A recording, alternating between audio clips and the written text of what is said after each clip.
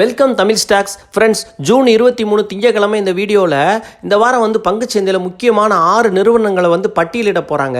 அதாவது IPO, initial public offer. அந்த நிறுவனங்களோட 22 ஜூனில் முடிவடைந்த நாளில் கிரே மார்க்கெட் ப்ரீமியம் எவ்வளவு இருக்குது அப்படின்னு பார்ப்போம். அதுக்கு முன்னாடி கிரே மார்க்கெட் ப்ரீமியம்னா என்னன்னு பார்ப்போம். அதாவது ஜிஎம்பி என்பது கிரே மார்க்கெட் ப்ரீமியம். ஐபிஓ பங்குகள் பங்குச்சந்தையில் பட்டியலிடப்படுவதற்கு முன்பு வர்த்தகம் செய்யப்படும் ஒரு முறையாக இருக்குது. உதாரணமாக எல்ஐசி ஐபிஓ விலையை 90 ஒரு பங்குக்கு வச்சுக்கிட்டோம்னா அதன் ஜிஎம்பி மதிப்பு 50 ரூபாய் நிர்ணயிச்சா அந்த நிறுவனம் 140 பட்டியலிடப்படும்.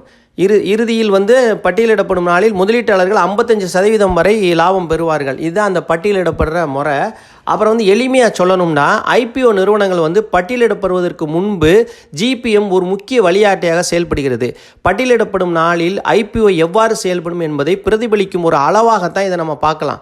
அதாவது பங்குச்சந்தையில் பங்குகளின் தேவைகளை பொறுத்து இதன் மதிப்பு தினசரி மாறுது, ஒரே மாதிரி இருக்காது. அதே மாதிரி பட்டியலிடப்படுவதற்கு முன்பு பங்குகள் வலுவான தேவையை உருவாக்கிருந்துச்சுன்னா அந்த பங்குகள் அதிக லாபத்தில் ஐபிஓ மூலம் வர்த்தகத்தில் திறக்கப்படலாம். அதான் மார்க்கெட் ஓப்பன் ஆகிறப்ப. அதே மாதிரி பலவீனமான தேவையாக இருந்துச்சுன்னா பங்குகள் எதிர்மறை விலை கம்மியாக திறக்க வாய்ப்புள்ளது. இப்போ அதிகாரப்பூர்வமாக பங்குகள் அதாவது ஐபிஓவில் பட்டியலிடப்படுவதற்கு முன்பு வாடிக்கையாளர் கிரே மார்க்கெட்டில் வர்த்தகம் செய்கிறார்கள். ஆனால் ஐபிஓ என்பது மூலதனத்தை திரட்ட செபி ஒழுங்குபடுத்தப்பட்ட ஒரு வழிமுறையாக கருதப்படுகிறது.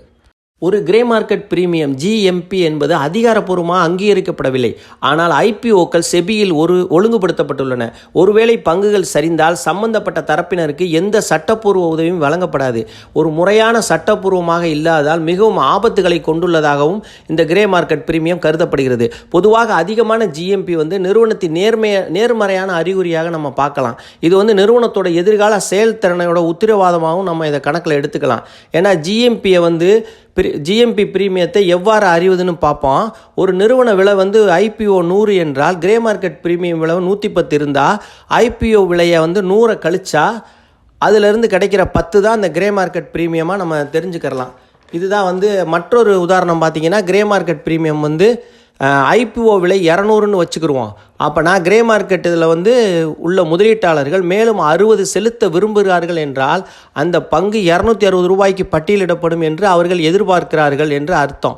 அதாவது 23/2025 தொடங்கும் வாரத்தில் இந்த வாரத்தில் பல பங்குகள் பட்டியலிடப்பட உள்ளது. அதில் மொத்தம் 6 பங்குகளை நம்ம பார்ப்போம். முதல்ல அதில் ஹெச்டிஎஃப்சியோட துணை நிறுவனமான ஹெச்டிபி ஃபைனான்சியல் சர்வீஸ் உடைய கிரே மார்க்கெட் பிரீமியம் 22 ஜூன் முடிவடைந்த ஞாயிற்றுக்கிழமை அன்னைக்கு முடிவடைந்த நாளில் கிரே மார்க்கெட் பிரீமியம் ஒரு பங்குக்கு 43 ரூபா பிரீமியமாகவும் இருக்குது. அதன் வெளியீட்டு விலை 740 அதிகபட்ச விலை ஐபிஓ விலை இருக்கிறனால பங்கு ஒன்றும் 783 பட்டியலிடப்படும் எதிர்பார்க்கப்படுது. ஹெச்டிபி ஃபைனான்சியல் நிறுவனத்தோட கிரே மார்க்கெட் பிரீமியம் பார்த்தீங்கன்னா கடந்த 2 நாட்களுக்கு முன்னாடி 91 ரூபாயில் இருந்துச்சு. இப்போ 43 ரூபாயை குறைஞ்சிருக்கு. அதாவது இது மாதிரி பிரீமியங்கள்லாம் குறைஞ்சி வருது கிரே மார்க்கெட் பிரீமியம். அப்புறம் ஹெச்டிபி பற்றி மேலும் நம்ம தெரிஞ்சுக்கிறதுக்கு நம்ம பேசியிருக்கோம் 2-3 நாளைக்கு முன்னாடி இந்த வீடியோக்கெல்லாம், அதெல்லாம் நீங்கள் பாருங்கள். அப்புறம் ரெண்டாவது கம்பெனி பார்த்தீங்கன்னா Sambhv steel tubes IPO. Grey market premium பார்த்தீங்கன்னா ஒரு பங்குக்கு 8 ரூபாயாக இருக்குது. ஒவ்வொன்று விலை 90 ரூபாய்க்கு அதிகபட்ச விலையாக பட்டியலிடப்படும் என்ன தரவுகள் காட்டுகின்றன. அதாவது மூணாவது கம்பெனி பார்த்தீங்கன்னா குளோப் சிவில் ப்ராஜெக்ட்ஸ் ஐபிஓ. இதன் கிரே மார்க்கெட் பிரீமியம் பார்த்தீங்கன்னா 13 இருக்குது. இன்றைய நிலவரப்படி ஒரு பங்குக்கு ஐபிஓ விலை 71 அதிகபட்ச விலை நிர்ணயிக்கப்பட்டிருக்கு. அப்போ சந்தையில் இது 84க்கு திறக்கப்படும் நம்ம எதிர்பார்க்கலாம். ஏன்னா அந்த ஐபிஓ ப்ரைஸை விட ப்ரீமியம் ப்ரைஸ் சேர்த்து அந்த அமௌண்ட் 84 வருது. அப்புறம் எலான்பரி இண்டஸ்ட்ரியஸ் ஐபிஓ இது நம்ம ஏற்கனவே 2-3 நாளைக்கு முன்னாடி பேசியிருக்கோம் இந்த கம்பெனியை பற்றியும். அதையும் நீங்கள் பாருங்கள் வீடியோவை. அப்புறம் இதன் கிரே மார்க்கெட் ப்ரீமியம் பார்த்தீங்கன்னா 12 இருக்குது. இதன் ஐபிஓ அதிகபட்ச விலை 400 இருக்கிறதுனால இது 412 ரூபாய்க்கு பட்டியலிடப்படும் தரவுகள் காட்டுகின்றன. அப்புறம் கல்பத்ரு ஐபிஓ இதன் கிரே மார்க்கெட் ப்ரீமியம் பார்த்தீங்கன்னா 9 இருக்குது. ஐபிஓவின் அதிகபட்ச விலை 414 இருக்குது. அப்போ இது 423 ரூபாய்க்கு பட்டியலிடப்படும் எதிர்பார்க்கப்படுகிறது. இதுவும் பார்த்தீங்கன்னா கிரே மார்க்கெட் பிரீமியம் 2 நாளைக்கு முன்னாடி 11 ரூபாயில் இருந்துச்சு. இப்போ 9 ரூபாயாக சரிஞ்சிருக்கிறது குறிப்பிடத்தக்கது. அப்புறம் இண்டோ கல்ஃப் கிராப் சயின்சஸ் இதன் பிரீமியம் பார்த்தீங்கன்னா 10 ரூபாயாக இருக்குது. விலை வரம்பு இன்னும் அறிவிக்கப்படவில்லை. அப்புறம் ஐபிஓ பற்றி என்னுடைய கருத்துக்களை பார்ப்போம். ஐபிஓக்களோட கிரே மார்க்கெட் ப்ரீமியம்லாம் சரிஞ்சு வர்றதை நம்ம பார்க்குறோம். இது வந்து என்ன காரணம்னா, இந்த போர் பதட்டம் அதிகமாகிட்டு இருக்கு. மார்க்கெட்டில் ஸ்டேபிளான சூழ்நிலை இல்லை. மார்க்கெட் நிலைமை ரொம்ப மோசமாக இருக்குது. பங்குகள் விலையெல்லாம் ரொம்ப சரிஞ்சுக்கிட்டு வர்றதுனால இந்த கிரே மார்க்கெட் ப்ரீமியமும் ரொம்ப சரிஞ்சுக்கிட்டு வருது. இந்த ஐபிஓக்களில் பெரிய லாபம் கிடைக்கிற மாதிரி தெரியல. அதனால் இதில் வந்து நம்ம லிஸ்டிங் கெயினை மட்டும் எடுத்துகிட்டு வெளியே வந்துடுறது நல்லதாக எனக்கு தெரியுது. உங்களுக்கு லிஸ்டிங் கெயினில் ஒரு நல்ல லாபம் கிடைச்சா அதிலேருந்து வெளியே வந்துடலாம். வந்துட்டு திரும்ப பங்குகள்லாம் நல்ல விலை குறையிறப்ப திரும்ப வாங்கிக்கிறது நல்லதாக இருக்கும்னு என்னோட கருத்து. ஏன்னா பெரும்பாலும் எல்லா நிறுவனங்களும் நல்ல நிறுவனங்களாக தான் இருக்குது. அப்படி இருந்தும் இதோட கிரே மார்க்கெட் பிரீமியம் நல்லா குறைஞ்சிட்டு வரதை நம்ம பார்க்க முடியுது.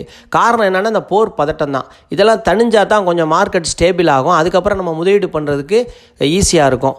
அதனால் ரொம்ப கவனமாக அந்த ஐபிஓலாம் அப்ளை பண்ணுங்கள். ஐபிஓ அப்ளை பண்ணி கிடைச்சவங்க வந்து கிரே மார்க்கெட் ப்ரீமியம் வந்து ஓரளவுக்கு நல்லா இருக்க கம்பெனிகளில் பண்ணலாம். அப்படியே இருந்தாலும் நீங்கள் பண்ணிங்கனாலும் உங்களுக்கு வந்து அந்த லிஸ்டிங் கெயினில் வெளியே வந்துட்டு திரும்ப உள்ளே போகிறது தான் நல்ல. மார்க்கெட் நல்லா ஸ்டேபிளாகவும் திரும்ப அந்த பங்குகளை வாங்குறது சிறந்த வழிமுறையாக இருக்கும்ன்றது என்னோட கருத்து. இவ்வளோ நேரம் இந்த வீடியோவை பொறுமையாக பார்த்த அனைத்து நல்ல உள்ளங்களுக்கும் மிக்க மிக்க மிக்க மிக்க நன்றி.